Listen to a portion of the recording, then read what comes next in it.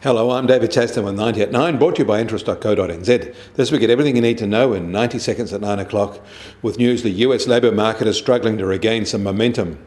US jobless claims were actually little change from the previous week, although on a more usually reported seasonally adjusted basis, they were up, and the prior week was revised higher. There are now 4.9 million people on these benefits, a fall of almost 100,000, but mainly because qualification periods expired. In addition, more than 500,000 people applied for the Pandemic Unemployment Assistance Benefit last week.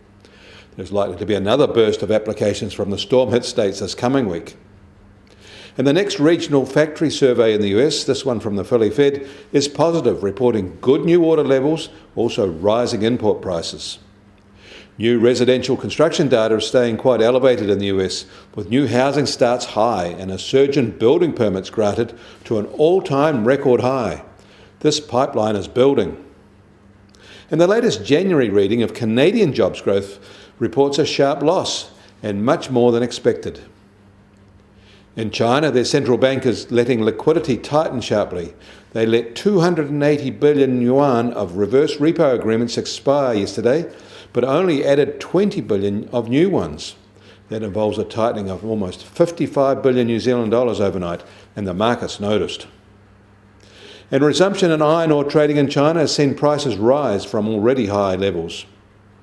In Germany, their bond yields hit a new 8-month high after a hefty sell-off earlier in the week, driven by expectations of rising inflation and the relentless progress of the reflation trade. There is increasing nervousness about what this trend will mean. And don't forget that global bond markets are more than twice as large as equity markets.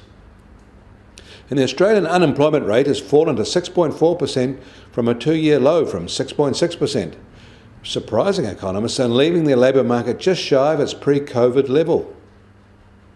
US Treasury 10-year yield is up 1 basis point today to 1.29%, and the price of gold will start today down a minor $2 at $1,776 an ounce.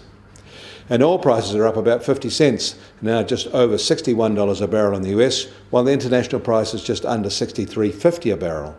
And the Kiwi dollar opens a little firmer than this time yesterday, back at 72 US cents. Against the Australian dollar, we're a little firmer at 93 Australian cents, and against the euro, we're at 59.7 euro cents, and little changed. That means our trade-weighted index is back up to 73.5. Kia ora, I'm David Chaston. That was 90 at 9, brought to you by interest.co.nz.